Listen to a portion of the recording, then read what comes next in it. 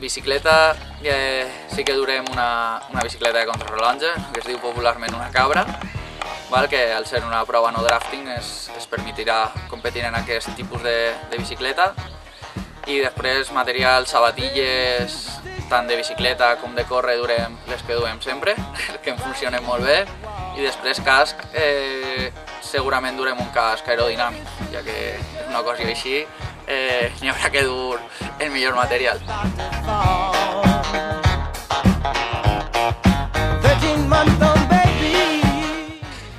Per Pontevedra durem aquest tipus de bicicleta, el que denominem una bicicleta contrarrellotge o una cabra.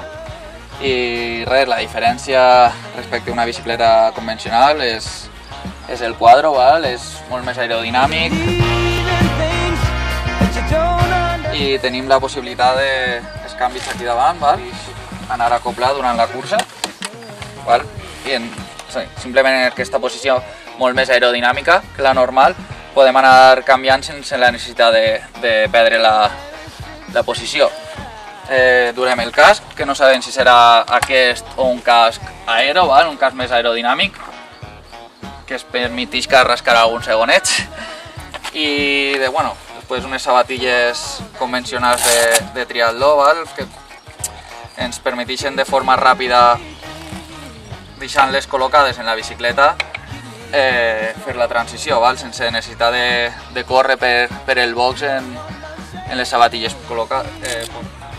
I per últim, a la carrera a peu, gastarem les sabatilles que ja són les segones que duc, són en les que més còmode vaig, i duem uns cordons elàstics que ens permeteixen fer la transició sense necessitat de fer ningú nuc, és molt ràpid, entre guixes i res més. I l'altre ja ho posen les cames, les ganes i l'entrenament que ja han fet fins el dia de la cursa.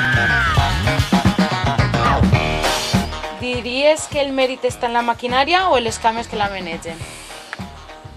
Hi ha un poc de tot,